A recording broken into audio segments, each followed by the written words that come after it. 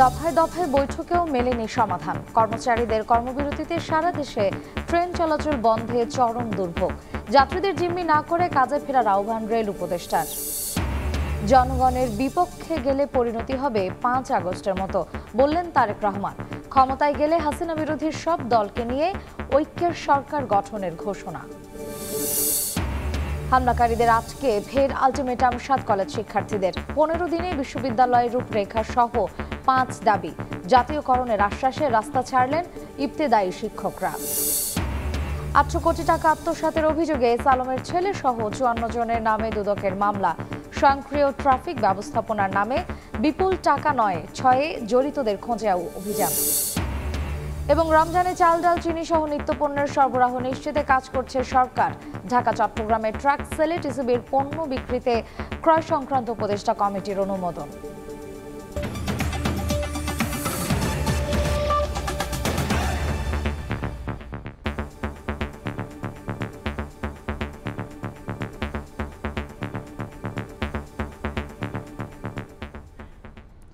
প্রবাসের সময়ের সঙ্গে আছি আমি মার্জিয়া শ্রেয়া।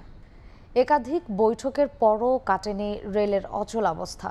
কর্মচারীদের কর্মবিরতিতে সারা দেশে এখনও ট্রেন চলাচল বন্ধ থাকায় চরম ভোগান্তিতে পড়েছেন যাত্রীরা। এ অবস্থায় টিকিট ফেরত নেওয়ার ঘোষণা দিয়েছে রেল কর্তৃপক্ষ। অর্থ উপদেষ্টা জানিয়েছেন, যৌক্তিক দাবি মানা হয়েছে, এই মুহূর্তে আর কিছুই সম্ভব নয়। প্রতিদিনের মতো মঙ্গলবারও ভোরের আলো ফোটার আগেই বিভিন্ন গন্তব্যের যাত্রীরা ভিড় করেন কমলাপুর রেলওয়ে স্টেশনে। তবে বাজেনি ট্রেনের হুইসেল, ছিল না রেল কর্মীদের কর্মব্যস্ততা।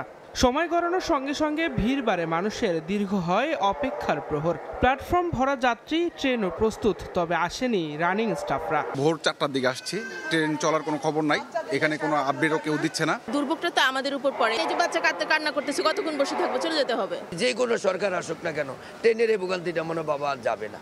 অতিরিক্ত ডিউটির জন্য মাইলেজ ও বাড়তি পেনশন সুবিধা 2021 সালে বন্ধের পর 4 বছর ধরে আন্দোলন করে আসছেন রানিং স্টাফরা। সোমবার মধ্যরাত থেকে কর্মবিরতিতে গেলে যাত্রীদের বিড়ম্বনা বাড়ে বহুগুণ। আমাদের তো মেসেজ দিলে পারতো, আমরা এত কষ্ট করে এখানে আসতাম না। টিকিট কেটে টাকা দেওয়া যতটা সহজ, ফেরত পাওয়া তার থেকে দ্বিগুণ কঠিন। এক পর্যায়ে কমলাপুর রেলওয়ে স্টেশনে আসেন উপদেষ্টা ফাউজুল করিম খান। যাত্রীদের কোনো স্বস্তির খবর শোনাতে পারেননি তিনি। এদিকে অর্থ উপদেষ্টার বক্তব্য, যৌক্তিক দাবি এরই মধ্যে মানা হয়েছে। তাদের যে দাবি আছে সেই দাবিগুলো কিন্তু আমরা ইতিমধ্যে রেল মন্ত্রণালয় থেকে আমরা অর্থ বিভাগে পাঠিয়েছিলাম এবং এটার কিন্তু বহুলাংশে এই দাবিগুলো পূরণ করা হয়ে গেছে। এখনও তাদের কিছু দাবি বাকি আছে। দুঃখজনক যে এতগুলো যাত্রীকে জিম্মি করে এই ধরনের একটা কর্মসূচি দেওয়া, এখানে তো কে সাফার করতেছে সাধারণ মানুষ। বেশ কয়েকদিন আগেই আমাদের তাদের যৌক্তিক যে সেগুলো আমরা দিয়েছি, এতে তো মোটামুটি আমার মনে হয় একটা যুক্তি ছিল এবং আমরা দিয়েছি সুবিধা। এখন যদি তারা বলে আরো সবগুলো একসাথে দিতে হবে, তা আপনারা বুঝতে পারেন অর্থের সংকুলন তো আমার করতে হবে। মানবিক কারণে বা মানুষের চাকরি বাকরি যে অসুবিধা হয় সেগুলির ব্যাপারে যথাসাধ্য আমরা চেষ্টা করি। মঙ্গলবার বিকেলে রেল ভবনে অর্থ মন্ত্রণালয়ের প্রতিনিধি দল আলোচনায় বসে। বৈঠক শেষে বেরিয়ে শ্রমিক নেতা শিমুল বিশ্বাস জানান, অচল অবস্থা নিরসনে কাজ চলছে। শ্রমিকদের দাবি দেওয়াগুলো পূরণ করার জন্য আমরা গ্রাউন্ড ওয়ার্ক করতেছি। একটা পর্যায়ে আসলাম, শ্রমিকদের সাথে কথা বলে রাতের মধ্যে আমরা সলিউশন টানব। তবে দাবি আদায় না হওয়া পর্যন্ত ট্রেন চলবে না বলে সিদ্ধান্তে অটল রানিং স্টাফ ঐক্য পরিষদ। আলোচনার টেবিলে ছিলাম আমরা, সেই টেবিল থেকে আজকে বাধ্য হয়ে শ্রমিকরা ঐক্যজোটভাবে আজকে এই অবস্থানে আসছে। আমরা আলোচনা চালিয়ে যাব, কর্মবিরতিও চলবে, তবে আমরাও চাই এটা দ্রুত এটা সমাধান হোক। গতকাল সোমবার দিবাগত রাত 12টার পর থেকে সারা দেশে কর্মবিরতি পালন করছেন রেলওয়ের রানিং স্টাফরা। দিন মোহাম্মদ সাব্বির, সময় সংবাদ, ঢাকা। এদিকে ট্রেন চলাচল বন্ধ থাকায় যাত্রীদের গন্তব্যে পৌঁছে দিচ্ছে বিআরটিসি বাস। যাত্রীরা একে স্বাগত জানালেও অব্যবস্থাপনার অভিযোগ তুলেছেন। এছাড়া সব রুটের বাস মিলছে না বলেও জানান যাত্রীরা। রেলের রানিং স্টাফদের কর্মবিরতির কারণে ট্রেন চলাচল বন্ধ থাকায় যাত্রীদের গন্তব্যে পৌঁছে দিচ্ছে বিআরটিসির বাস। কমলাপুর থেকে 20টি এবং বিমানবন্দর স্টেশন থেকে 10টি বাস ছেড়ে যাচ্ছে দেশের বিভিন্ন প্রান্তে। যাত্রীরা এই উদ্যোগকে স্বাগত জানালেও অভিযোগ তুলছেন নানা অব্যবস্থাপনা নিয়ে।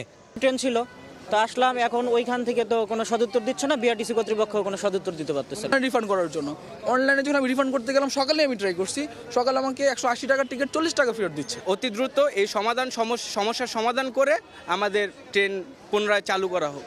এদিকে ভিন্ন ভিন্ন গন্তব্যের যাত্রী থাকায় রুট নির্ধারণ নিয়ে সৃষ্টি হয়েছে জটিলতা। দুপুর পর্যন্ত বাস কর্তৃপক্ষের লোক থাকলেও সন্ধ্যার পর দেখা যায়নি কাউকে। এতে অনিশ্চিত হয়ে পড়ে অনেকের যাত্রা। ট্রেন তো সম্পূর্ণ অনিশ্চিত, আর বিআরটিসিও আসবে কিনা সেই ব্যাপারে কোনো কিছু অনিশ্চয়তা। সম্ভবত যেতে পারবে কিনা, পুষতে পারবে না বাড়িতে, এই সমস্ত কারণে কোনো মাথা ব্যথা নেই। এ বিষয়ে জানতে বিআরটিসির বাস কর্তৃপক্ষের কাউকে স্টেশনে দেখা যায়নি। শফিকুজ্জামান রুবেল, সময় সংবাদ, ঢাকা। অন্য প্রসঙ্গ, বিএনপির ভারপ্রাপ্ত চেয়ারম্যান তারেক রহমান বলেছেন, জনগণের বিপক্ষে গেলে 5 আগস্টের মতো পরিণতি হবে। দলের কেউ আস্থা নষ্ট করলে বিএনপি থেকে বের করে দেওয়ার হুঁশিয়ারিও দিয়েছেন তিনি। মঙ্গলবার খুলনা বিভাগে বিএনপির কর্মশালায় ভার্চুয়ালি যুক্ত হয়ে তিনি কথা বলেন। ক্ষমতায় গেলে হাসিনা বিরোধী সব দলকে নিয়ে ঐক্যের সরকার গঠনের ঘোষণা দিয়ে তিনি বলেন, কেউ যদি জনগণ থেকে দূরে সরে যায় তার পরিণতিও হবে 5 আগস্টের মতো। রাষ্ট্রকাঠামো মেরামতের 31 দফা ও জনসম্পৃক্তি বিষয়ে খুলনা বিভাগ জেলা বিএনপির কর্মশালা। এতে লন্ডন থেকে ভার্চুয়ালি যোগ দেন দলের ভারপ্রাপ্ত চেয়ারম্যান তারেক রহমান। বলেন, সরকার গঠন করতে সক্ষম হলে স্বৈরাচার হাসিনা বিরোধী সব রাজনৈতিক দলকে নিয়ে সরকার পরিচালনা করবে বিএনপি। বিএনপি নামক যে রাজনৈতিক দলটি, এই দলটির সম্ভাবনা সবচাইতে বেশি সরকার গঠন করার, এবং সরকার গঠন করলে এরাই মানুষের জন্য এবং দেশের জন্য কিছু করতে পারবে বলে মানুষের সেই আস্থা বা বিশ্বাসটা আছে। মানুষ বিএনপির ওপর আস্থা রাখতে চাইছে উল্লেখ করে তারেক রহমান বলেন, কেউ যদি সেই আস্থা নষ্ট করে তার বিরুদ্ধে কঠোর সিদ্ধান্ত নেওয়া হবে। জেলা নেতৃবৃন্দ আপনাদের সকল উপজেলা বা থানাদেরকে নিয়ে বসবেন, থানা নেতৃবৃন্দ আপনারা আপনাদের ইউনিয়ন বা পৌরসভা এই সকলকে নিয়ে নেতৃবৃন্দকে নিয়ে বসবেন, এবং আপনাদেরকে ছোট ছোট কর্মসূচি গ্রহণ করতে হবে। এখানে কোনো নির্দিষ্ট সময় নেই, সামনে একটি নির্বাচন আমাদেরকে পার হতে হবে। এই নির্বাচন পর্যন্ত আপনাদেরকে 31 দফা কর্মসূচির মানুষের কানে কানে নিয়ে যেতে হবে, ঘরে ঘরে নিয়ে যেতে হবে। নতুন সদস্য আমরা সংগ্রহ করছি না। একই দিন বিকেলে নয়াপল্টনে দলটির কেন্দ্রীয় কার্যালয়ে বিএনপির প্রাথমিক সদস্য নবায়ন কার্যক্রম উদ্বোধন করেন সিনিয়র যুগ্ম মহাসচিব রুহুল কবির রিজভী। আওয়ামী দোসররা যেন কোনোভাবেই দলের ভেতরে ঢুকতে না পারে সেই বিষয়ে কঠোর নির্দেশনা দেন তিনি। নবায়নের উদ্দেশ্যটাই হচ্ছে যে আমরা শুনতে পাই নানাভাবে নানা দিক থেকে ঢোকার চেষ্টা করছে, মানে আওয়ামী ফ্যাসিবাদের কীট পতঙ্গরা, এই কীট পতঙ্গরা যাতে ঢুকতে না পারে এই ব্যাপারে মানে খুব শক্ত নির্দেশনা আমরা জেলাগুলোকে আমরা দিচ্ছি। দল থেকে বহিষ্কৃতদের নবায়নের আওতায় আনার সুযোগ নেই বলেও জানান বিএনপির এই জ্যেষ্ঠ নেতা। যারা বিভিন্ন কারণে দল থেকে বহিষ্কার হয়েছেন এরা কেউ নবায়ন করতে পারবে না। কামরুজ্জামান মামুন, সময় সংবাদ, ঢাকা। সুষ্ঠু, গ্রহণযোগ্য ও আন্তর্জাতিক মানের নির্বাচন আয়োজনে সব ধরনের সহায়তার আশ্বাস দিয়েছে ইউরোপীয় ইউনিয়ন। মঙ্গলবার আগারগাঁওয়ে নির্বাচন কমিশন ভবনে প্রধান নির্বাচন কমিশনারের সঙ্গে দেখা করে ইইউর রাষ্ট্রদূত মাইকেল মিলার এই আশ্বাস দেন। বৈঠক শেষে সিইসি জানান, ইইউ সংস্কারকে গুরুত্ব দিয়েছে। স্বাধীন নির্বাচন কমিশন হিসেবে কাজ করতে ইইউ একমত হয়েছে বলে জানান সিইসি। ত্রয়োদশ নির্বাচন সামনে রেখে বেশ জোরে সোরে প্রস্তুতি নিচ্ছে নির্বাচন কমিশন। একদিকে চলছে ভোটার তালিকা চূড়ান্ত করার কাজ, অন্যদিকে দেশি বিদেশি প্রতিনিধিদের পরামর্শও নিচ্ছে কমিশন।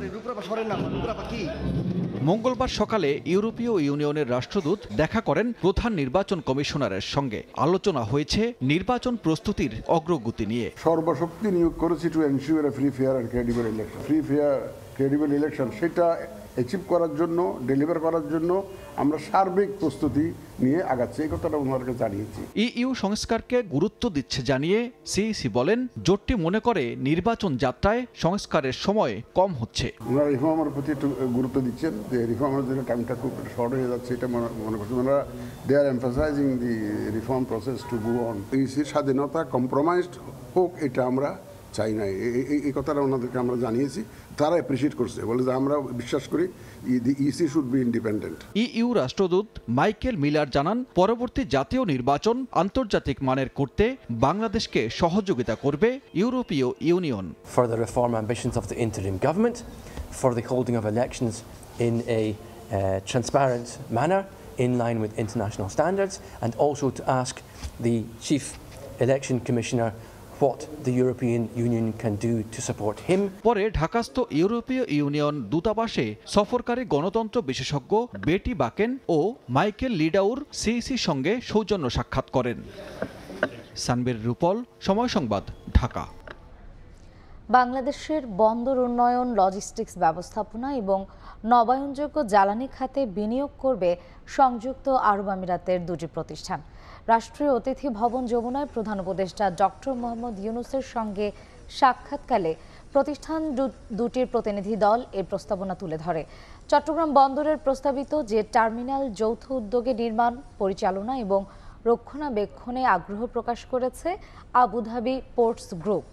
অন্যদিকে নবায়নযোগ্য জ্বালানি খাতের প্রতিষ্ঠান মাজদার কক্সবাজার উপকূলীয় এলাকায় 250 মেগাওয়াট ক্ষমতা সম্পন্ন একটি সৌর বিদ্যুৎ প্রকল্পে $50 কোটি বিনিয়োগের প্রস্তাব করেছে।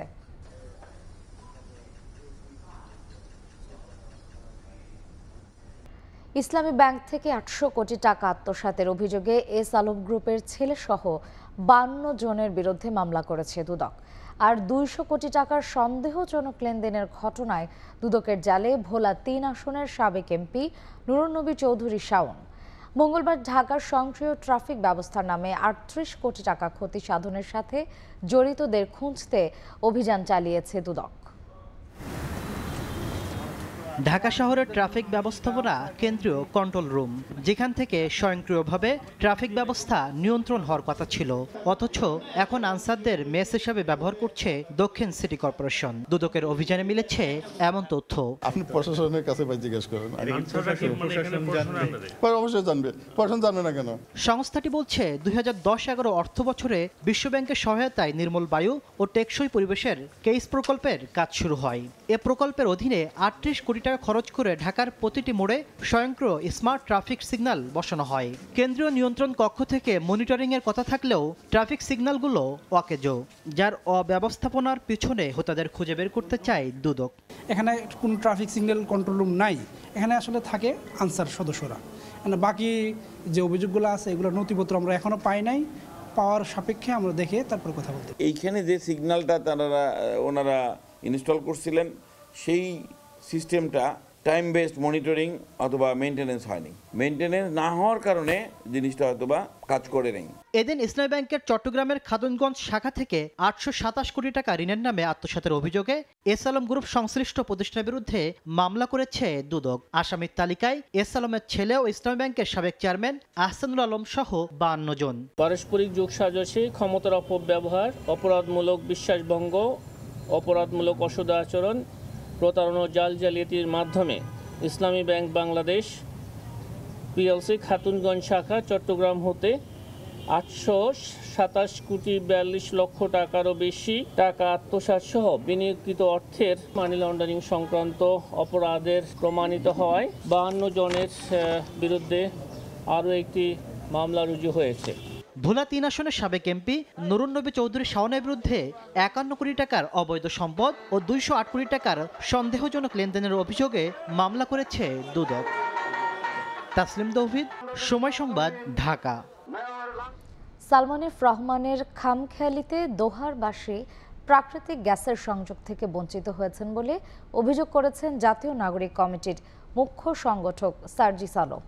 দেশের হাজার কোটি টাকা পাচার করে সালমান রহমান দেশকে আর্থিকভাবে ক্ষতিগ্রস্ত করেছেন বলেও মন্তব্য করেন তিনি।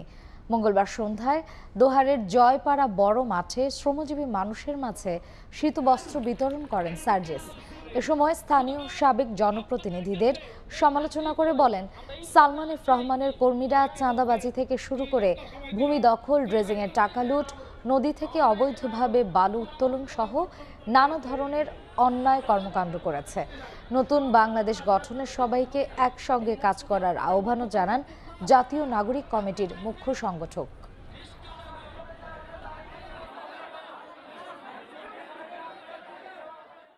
দোহার নবাবগঞ্জের এক পার পদ্মার স্রোতে ভেঙে যাচ্ছে। এই দরবেশরা সেই টাকা লুটপাট করে নিজের পাঞ্জাবির ভিতর দিয়ে দেশের বাইরে পাচার করেছে। এই দরবেশরা শুধু একটা ব্যাংক থেকে 30,000 কোটি টাকা লুটপাট করেছে। এই টাকা যদি রাষ্ট্রের হয় তাহলে এই টাকা জনগণের। বিএম কলেজ কর্তৃপক্ষ ও বাস মালিক শ্রমিক নেতৃবৃন্দের সঙ্গে বৈঠকে দাবি মেনে নেওয়ার আশ্বাসে বরিশালের রূপাতলী এলাকায় 3.5 ঘন্টা পর সড়ক অবরোধ প্রত্যাহার করেছেন শিক্ষার্থীরা। এর আগে বিএম কলেজের এক ছাত্রী ঝালকাঠির রাজাপুর থেকে বরিশাল আসছিলেন। এ সময় ভাড়া নিয়ে বাসের হেলপারের সঙ্গে বাগবিতণ্ডা হয়। এক পর্যায়ে ওই ছাত্রীকে হেনস্থা করা হয়। খবর পেয়ে ভুক্তভোগী ছাত্রীর সহপাঠীরা ঘটনার প্রতিবাদ করতে গেলে তাদেরকে মারধর করেন বাস শ্রমিকরা। এরই জেরে বিএম কলেজ সহ নগরের বিভিন্ন শিক্ষা প্রতিষ্ঠান থেকে বিক্ষুব্ধ শিক্ষার্থীরা রূপাতলী বাস স্ট্যান্ডে জড়ো হয়ে সড়ক অবরোধ করেন। পরে 3.5 ঘন্টা পর দাবি মেনে নেওয়ার আশ্বাসে সড়ক অবরোধ প্রত্যাহার করে শিক্ষার্থীরা।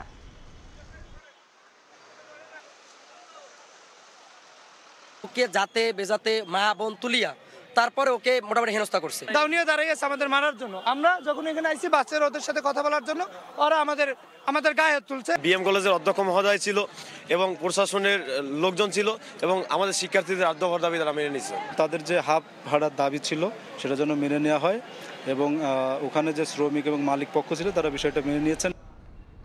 বাংলাদেশের সংস্কারের ক্ষেত্রে ক্ষমতার পৃথকীকরণ এবং বিভিন্ন প্রতিষ্ঠানের রাজনৈতিক নিরপেক্ষতা নিশ্চিতে গুরুত্ব দিতে বলেছে আন্তর্জাতিক মানবাধিকার সংগঠন হিউম্যান রাইটস ওয়াচ। জুলাই গণঅভ্যুত্থান এবং বাংলাদেশের মানবাধিকার পরিস্থিতি নিয়ে 50 পৃষ্ঠার একটি প্রতিবেদন প্রকাশ করেছে সংগঠনটি। After the monsoon revolution, a roadmap to lasting security sector reform in Bangladesh শীর্ষক প্রতিবেদনে নির্বিচারে গ্রেফতার ও প্রতিশোধমূলক সহিংসতা বন্ধ করা, র্যাবের বিলুপ্তি ও গণতন্ত্র পুনরুদ্ধার করতে বেশ কিছু সুপারিশ করা হয়েছে। অন্তর্বর্তী সরকারকে আটক যে কোনো ব্যক্তির নিরাপত্তা নিশ্চিত ও দ্রুত বিচারকের সামনে হাজির করার বিষয়েও সুপারিশ করা হয়েছে। রমজানে চাল, ডাল, চিনি সহ নিত্যপণ্যের সরবরাহ নিশ্চিতে সরকার কাজ করছে বলে জানিয়েছেন অর্থ উপদেষ্টা সালেহউদ্দিন আহমেদ। মঙ্গলবার সচিবালয়ে সরকারি ক্রয় সংক্রান্ত উপদেষ্টা কমিটির বৈঠক শেষে সাংবাদিকদের কথা জানান অর্থ উপদেষ্টা। বলেন, বাজারে সরবরাহ নিশ্চিতে ভিয়েতনাম থেকে 1 লাখ মেট্রিক টন আতপ চাল, মরক্কো থেকে 30,000 মেট্রিক টন টিএসপি সার আমদানি করা হবে। এছাড়া উন্মুক্ত দরপত্রের মাধ্যমে স্থানীয় বাজার থেকে 10,000 মেট্রিক টন চিনি ও 10,000 মেট্রিক টন মসুর ডাল ক্রয়ে বৈঠকে অনুমোদন দেওয়া হয়েছে। এদিকে ক্রয় সংক্রান্ত কমিটির বৈঠকে ঢাকা চট্টগ্রামে ট্রাক সেলে টিসিবির পণ্য বিক্রির প্রস্তাবে নীতিগত অনুমোদন দেওয়া হয়েছে। চাল আছে, চিনি ছিল, মসুর ডাল ছিল, এই জিনিসগুলো আমরা স্টেডি ফ্লো যাতে কোনো ক্রমেই রোজার আগে হোক এবং রোজার সময় চলাকালীন ইভেন রোজার শেষ হওয়া পর্যন্ত আমরা সবগুলো আমরা ইনশিওর করব। শুধু আনলেই তো হবে না, এগুলো ঠিক সময় মতো ঠিকভাবে যায় কিনা সেটা নিশ্চিত করতে হবে।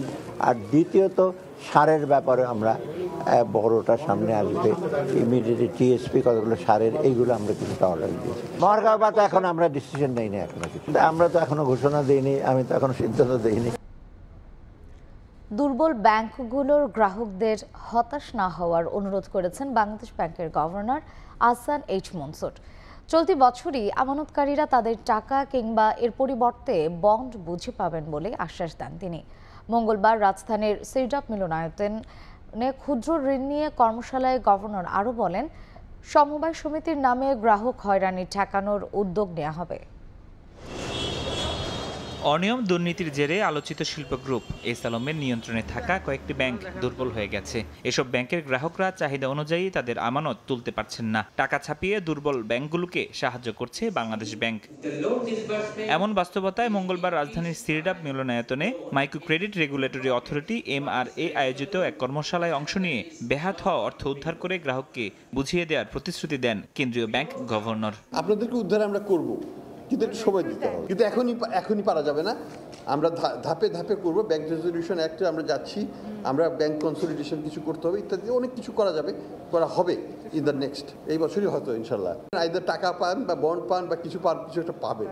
এ সময় তিনি সমবায় সমিতিগুলোর সমালোচনা করে বলেন, এসব প্রতিষ্ঠানের আড়ালে গ্রাহক হয়রানির অভিযোগ পাওয়া যাচ্ছে। বিভিন্ন মন্ত্রণালয়ের ক্ষুদ্র ঋণ কার্যক্রম নিয়েও প্রশ্ন তুলেন গভর্নর। এই জায়গাটা একটু রিভিউ করা দরকার। অনেক আগে থেকে চলে আসছে বলে যে চালিয়ে যেতে হবে এবং তো কোনো কথা নাই। One can streamline those things. সরকারের এখানে যাওয়ার আর কোনো প্রয়োজন আছে বলে মনে হয়। সমবায় যে ডিপার্টমেন্ট, তাদের কোনো ক্যাপাসিটি বলতে কিছু নাই, তারা কিছুই করতে পারবে না, কিন্তু একটা লাইসেন্স দিয়ে দিচ্ছে। ফলে এটা যেটা হচ্ছে, স্ক্যাম তৈরি হচ্ছে বিভিন্ন রকমের, এবং আমাদের এটাকে দেখতে হবে ফ্রম রেগুলেটরি পার্সপেক্টিভে। ক্ষুদ্র ঋণের প্রভাবে দারিদ্র্য কমছে কিনা তা নিয়ে গবেষণা হওয়া উচিত উল্লেখ করে গভর্নর বলেন, আগামীতে ডিজিটাল ও এজেন্ট ব্যাংকিং এর চ্যালেঞ্জ মোকাবেলায় ক্ষুদ্র ঋণ প্রতিষ্ঠানগুলোকে প্রস্তুতি গ্রহণ করতে হবে। ফরহাদুর রহমান, সময় সংবাদ, ঢাকা। 3 দিন পর থেকে 9 মাসের জন্য বন্ধ হচ্ছে সেন্ট মার্টিনে যাতায়াত। জীববৈচিত্র্য রক্ষায় 1 ফেব্রুয়ারি থেকে দেশের একমাত্র প্রবাল দ্বীপটিতে ভ্রমণে কার্যকর হচ্ছে নিষেধাজ্ঞা। পর্যটন ব্যবসায় নিষেধাজ্ঞা শুরুর সময় 1 মাস পিছিয়ে দেওয়ার দাবি জানালেও এখনও পরিবর্তন হয়নি সিদ্ধান্ত। মোহাম্মদ ফরাজের ক্যামেরায় বিস্তারিত জানাচ্ছেন সুজাউদ্দিন রুবেল। দেশের সর্বদক্ষিণের দ্বীপ সেন্ট মার্টিন। কক্সবাজার থেকে সমুদ্র পথে 6 ঘন্টার জাহাজ যাত্রা শেষে দ্বীপটিতে পৌঁছান ভ্রমণ পিপাসুরা। সাগরের স্বচ্ছ নীল জলরাশি আর দ্বীপের অপরূপ সৌন্দর্যে মুগ্ধ সবাই। সেন্ট মার্টিন দ্বীপে প্রতি বছর 1 অক্টোবর থেকে 31 মার্চ পর্যন্ত যাতায়াত করেন পর্যটকরা, কিন্তু এবছর পর্যটক সীমিতকরণ সহ নানা বিধিনিষেধ জারি করে পরিবেশ, বন ও জলবায়ু পরিবর্তন মন্ত্রণালয়। গত বছর নভেম্বর থেকে চলতি বছরের জানুয়ারি পর্যন্ত ভ্রমণ করা সম্ভব হলেও আগামী ফেব্রুয়ারি থেকে অক্টোবর পর্যন্ত দেশের একমাত্র প্রবাল দ্বীপে যেতে পারবেন না পর্যটকরা। নির্দেশনা অনুযায়ী 31 জানুয়ারি শেষ হচ্ছে বছরের সেন্ট মার্টিন যাত্রা। এতে দুশ্চিন্তায় পড়েছেন ব্যবসায়ী ও বাসিন্দারা। তাদের দাবি, 2 মাসের আয় দিয়ে 12 মাস চলা সম্ভব নয়। এজন্য ফেব্রুয়ারি পর্যন্ত দ্বীপ উন্মুক্ত রাখার দাবি তাদের। 2 মাসের ইনকাম দিয়ে বাকি 10 মাস আমরা কোনোভাবেই চলতে পারবো না। অতীতে এরকম কোনো সংকট হয় নাই, এ ধরনের মারাত্মক ধরনের সংকট পড়ার আশঙ্কা রয়েছে। উপদেষ্টা মহোদয়ের সিদ্ধান্তের আলোকে আমরা যাতে ফেব্রুয়ারিটা পাই। মন্ত্রণালয়ের নির্দেশনা ছাড়া ভ্রমণ সময় বাড়ানো সম্ভব নয় বলে জানিয়েছে প্রশাসন। এখন পর্যন্ত সরকারের কাছ থেকে আমাদের কাছে কোনো নির্দেশনা আসেনি বর্ধিত করার বিষয়ে। যদি সরকার বর্ধিতকরণের কোনো নির্দেশনা প্রদান করে সেক্ষেত্রে সেই অনুযায়ী ব্যবস্থা নেওয়া। 17 বর্গ কিলোমিটার আয়তনের দ্বীপটিতে বসবাস করেন 10,000-এর বেশি মানুষ। সুজাউদ্দিন রুবেল, সময় সংবাদ, কক্সবাজার। ভূমধ্যসাগর পাড়ি দিয়ে লিবিয়া থেকে অবৈধভাবে প্রবেশ করা বাংলাদেশি সহ 49 জন অভিবাসীকে আলবেনিয়ায় পাঠিয়েছে ইতালি সরকার। স্থানীয় সময় মঙ্গলবার আলবেনিয়ার শেনজিন বন্দরে পৌঁছায় অভিবাসী বহনকারী ইতালির নৌবাহিনীর একটি জাহাজ। ইতালি সরকার অভিবাসীদের পরিচয় প্রকাশ না করলেও স্থানীয় গণমাধ্যম বলছে বাংলাদেশি ছাড়াও মিশর, আইভরি কোস্ট এবং গাম্বিয়ার নাগরিক রয়েছে। এ নিয়ে 3য় দফায় অবৈধ অভিবাসীদের আলবেনিয়ায় পাঠালো ইতালি সরকার, যদিও গত 2 বার আদালতের নির্দেশে ফেরত আনা হয়েছিল অভিবাসীদের। পর্দা উঠল 48তম কলকাতা আন্তর্জাতিক বইমেলার। শহরের সল্টলেকের বইমেলা প্রাঙ্গণে মেলার আনুষ্ঠানিক সূচনা করেন ভারতের পশ্চিমবঙ্গের মুখ্যমন্ত্রী মমতা বন্দ্যোপাধ্যায়। এবার আন্তর্জাতিক আয়োজনের থিম কান্ট্রি জার্মানির রাষ্ট্রদূত ছাড়াও মেলার আয়োজকরাও সেখানে উপস্থিত ছিলেন। তবে এবার কলকাতা বইমেলায় নেই বাংলাদেশ। ডিজিটালের প্রভাব বাড়লেও বইয়ের প্রভাব কমেনি। বই হৃদয়কে সাজায়, তাই বেশি বেশি বই পড়ুন। 48তম কলকাতা বইমেলার উদ্বোধনী ভাষণে পশ্চিমবঙ্গের মুখ্যমন্ত্রী মমতা বন্দ্যোপাধ্যায় একথা বলেন। মঙ্গলবার কলকাতার সল্টলেকে বইমেলা প্রাঙ্গণে আয়োজিত অনুষ্ঠানে রীতি মেনে 48 বার টেবিলে পরপর হাতুড়ি পিটিয়ে বই পার্বণের আনুষ্ঠানিক সূচনা করেন তিনি। যে বাড়িতে বই সাজানো থাকে না, কিরকম যেন একটা মনে হয়। বই হচ্ছে একটা অন্যতম, বলতে পারেন ইটস নট ডেকোরেশন, এটা হৃদয়ের ডেকোরেশন। বই হচ্ছে আমাদের friend, philosopher and guide. Kolkata বইমেলায় এবার নেই বাংলাদেশের প্যাভিলিয়ন। 1996 সাল থেকে বাংলাদেশ কলকাতা বইমেলায় গুরুত্বপূর্ণ অংশীদার হিসেবে অংশগ্রহণ করে আসছিল। তবে এবার মেলায় বাংলাদেশ না থাকায় অনেক পাঠকই আশাহত হয়েছেন। বাংলাদেশের যে অবস্থায় ছিল ঠিক সেই অবস্থায় আছে। আমরা কোনো রকম কোনো ইনস্ট্রাকশন আর পাইনি, এবং যদি কোনো ঊর্ধ্বতন কর্তৃপক্ষের কোনো রকম ইনস্ট্রাকশন কিছু আসে তখন সেই মতন ব্যবস্থা নিতে হবে। এবারের মেলার থিম কান্ট্রি জার্মানি, এছাড়াও পেরু, স্পেন, যুক্তরাষ্ট্র, যুক্তরাজ্য, নেপাল ছাড়াও 8টি দেশ অংশ নিয়েছে। মেলা চলবে 9 ফেব্রুয়ারি পর্যন্ত। এবছর নেই বাংলাদেশি প্যাভিলিয়ন, তাই প্রশ্ন উঠেছে 47তম কলকাতা বইমেলার বই বিক্রির রেকর্ড কি ছুঁতে পারবে 48তম কলকাতা বইমেলা? কলকাতা বইমেলা থেকে সুব্রত আচার্য, সময় সংবাদ। জার্মানিতে পরিবহন ধর্মঘটের ডাক দিয়েছে বার্লিনের গণপরিবহন কর্মীরা। 24 ঘন্টার ধর্মঘটের পাশাপাশি দিনভর বৃষ্টিতে বিপাকে পড়তে হয় লাখো মানুষকে। বাস, ট্রাম বন্ধ থাকায় স্থানীয়দের সঙ্গে দুর্ভোগে পড়েন প্রবাসীরাও। বার্লিন থেকে গণপরিবহন কর্মী ও ভুক্তভোগী সাধারণ যাত্রীদের ভোগান্তির কথা জানাচ্ছেন বিটু বড়ুয়া। বছর না পেরোতেই জার্মানির রাজধানী বার্লিনে আবারও গণপরিবহন ধর্মঘট। সোমবার মধ্যরাত 3টা থেকে নগরীর গণপরিবহন সংস্থা বার্লিনার ভার্কেহ্রসবেট্রিবে বিবিজির কর্মীদের ডাকা ধর্মঘটে সড়কে দেখা মেলেনি কোনো বাসের, চলেনি কোনো ট্রামও, বন্ধ ছিল মেট্রো রেলও। এদিন বৈরী আবহাওয়ার পাশাপাশি ধর্মঘটের কারণে বিপাকে পড়েন নগরবাসীরা। ব্যক্তিগত গাড়ি না থাকায় পায়ে হেঁটেই কর্মস্থলে যেতে দেখা যায় অনেককেই। শিক্ষার্থীদের উপস্থিতি কম থাকায় বন্ধ ছিল শিক্ষা প্রতিষ্ঠানও। 24 ঘন্টার ধর্মঘটে নাকাল আমরা সবাই, বন্ধ বাস ট্রাম। আমার মনে হয় বিভিজির কর্মীদের এই ধর্মঘটের যৌক্তিকতা আছে। পরিবহন সংস্থা মেনে নিলেই নগরবাসী মুক্তি পাবে। এদিকে আজ দিনভর বৃষ্টি, গাড়ি ঘোড়া নেই, অনেক শিক্ষার্থী স্কুলে যেতে পারেনি। যত লোকজন আছে সবাই হচ্ছে যে কি দুর্ভোগে পড়ছে। আমাকে প্রায় 3 কিলোমিটার হেঁটে আমার বাসায় যেতে হচ্ছে বার্লিনে। ধর্মঘট ডাকা পরিবহন কর্মীদের দাবি মাসিক মূল বেতনের সঙ্গে বাড়তি 750 ইউরো, এছাড়া শিফটিং ভাতা, বড়দিনের বোনাস ও উন্নত কর্ম পরিবেশেরও দাবি জানানো হয়। Die letzten 3 und 4 Jahre keine Lohnerhöhung bekommen haben। গত 3-4 বছর ধরে 1 টাকাও বেতন বাড়েনি। জার্মানির অন্যান্য শহরে গাড়ি চালকদের বেতন দেখুন আর আমাদের বার্লিনের অবস্থা দেখুন, এটা বৈষম্য। এদিকে বাসা ভাড়াও বেড়েছে, জিনিসপত্রের দাম নাগালের বাইরে। যে বেতন পাই সংসার চালানো দায়, তাই আশা করছি কর্তৃপক্ষ দাবি মেনে নেবেন। গেল 15 জানুয়ারি সংশ্লিষ্ট কর্তৃপক্ষের সঙ্গে দফায় দফায় আলোচনা করেও দাবি আদায় করতে পারেনি শ্রমিকদের সংগঠন ভেয়াডি। বার্লিনের গণপরিবহন সংস্থার কর্মীদের দাবি গত 2 বছরেও সবকিছুর দাম বাড়লেও বাড়েনি তাদের কর্মঘণ্টার দাম। তাই এবারও দাবি না মানা হলে আন্দোলন আরও দুর্বার করার হুমকি তাদের। জার্মানির বার্লিন থেকে বিটু বড়ুয়া, সময় সংবাদ। যুক্তরাষ্ট্রের টেক্সাসে অনুষ্ঠিত হলো Austin Bangladeshi community table tennis tournament 2025। অস্টিনে বসবাসরত বিভিন্ন বয়সী 56 জন খেলোয়াড় লিগ পর্যায়ে 172টি খেলায় অংশ নেন। চলতি বছরের 27 সেপ্টেম্বর অস্টিনে অনুষ্ঠিত হবে আন্তর্জাতিক পর্যায়ে north American Bangladeshi table tennis tournament.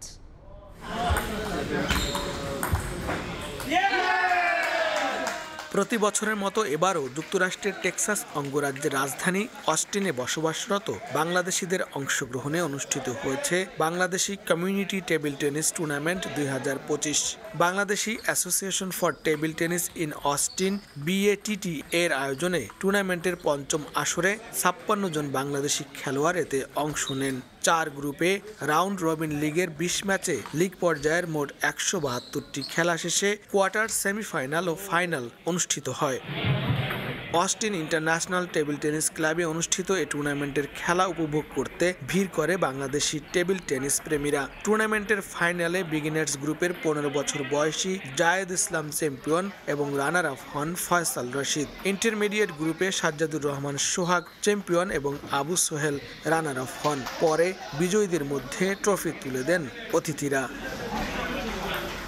আয়োজকরা জানান north American Bangladeshi table tennis আন্তর্জাতিক পর্যায়ের টুর্নামেন্ট অনুষ্ঠিত হবে চলতি বছরের ২৭ সেপ্টেম্বর। এবারের আসর বসবে অস্টিনে। এতে যুক্তরাষ্ট্র ও কানাডার শতাধিক পেশাদার বাংলাদেশি টেবিল টেনিস খেলোয়াড়রা অংশগ্রহণ করার কথা রয়েছে। লস্কর আল মামুন, সময় সংবাদ, যুক্তরাষ্ট্র। এদিকে আবারও কাঠগড়ায় চিটাগং কিংস। লঙ্কান ক্রিকেটার বিনুরা ফার্নান্দোর পর এবার ভুক্তভোগী আরও 2 বিদেশি রিক্রুট। টুর্নামেন্টের শেষ ভাগে এসেও কোনো টাকা বুঝে পাননি পাকিস্তানি খাজা নাফে আর আফগান অলরাউন্ডার জুবায়েদ আকবরী। তবে ফ্র্যাঞ্চাইজির চাপে মুখ খুলতে চাচ্ছেন না তারা, যদিও ভিন্ন ব্যাখ্যা দিয়েছেন কিংস মালিক।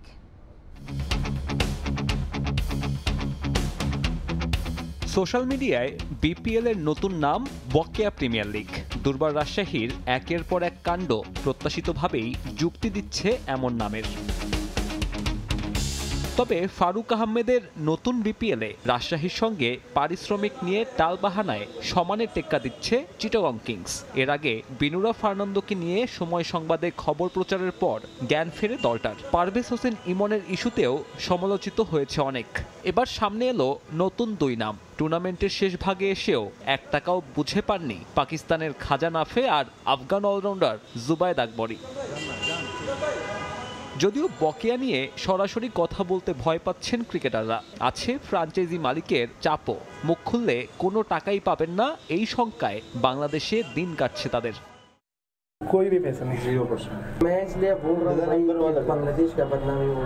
নতুন অভিযোগ নিয়ে যোগাযোগ করা হয় দলটার স্বত্বাধিকারের সঙ্গে। জুবায়েদ আকবরীর বিষয়টা উড়িয়ে দিলেও স্বীকার করেছেন খাজা নাফের ইস্যু।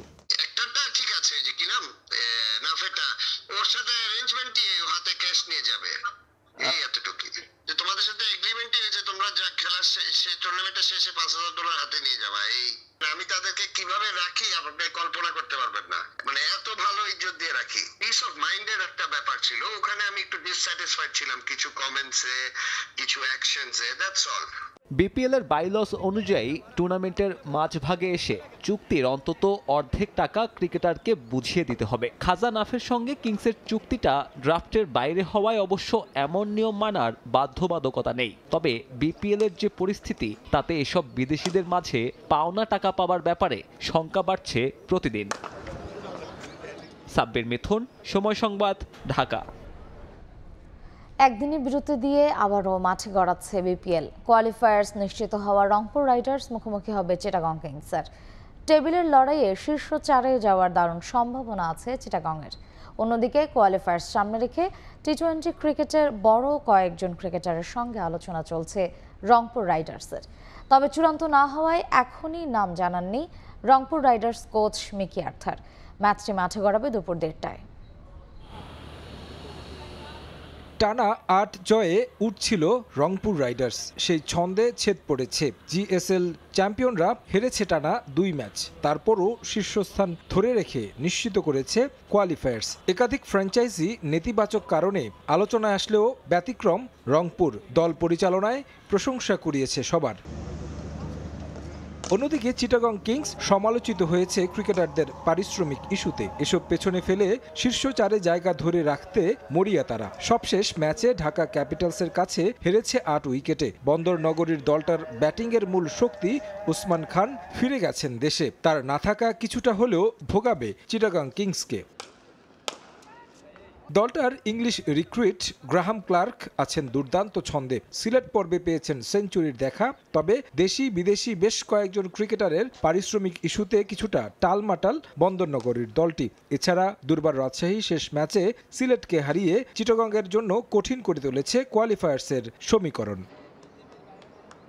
বন্দরনগরীর দলটার বাকি 3 ম্যাচ, যেখানে 1 ম্যাচ জিতলেও সম্ভাবনা আছে শীর্ষ 4-এ থাকার। তাই ম্যাচটা গুরুত্বপূর্ণ চিটাগংয়ের। তবে পারিশ্রমিক ইস্যুতে আবারও সমালোচনায় আসা দলটা এসব পেছনে ফেলে রংপুরের বিপক্ষে কতটা ঘুরে দাঁড়াতে পারবে সেটাই দেখার বিষয়।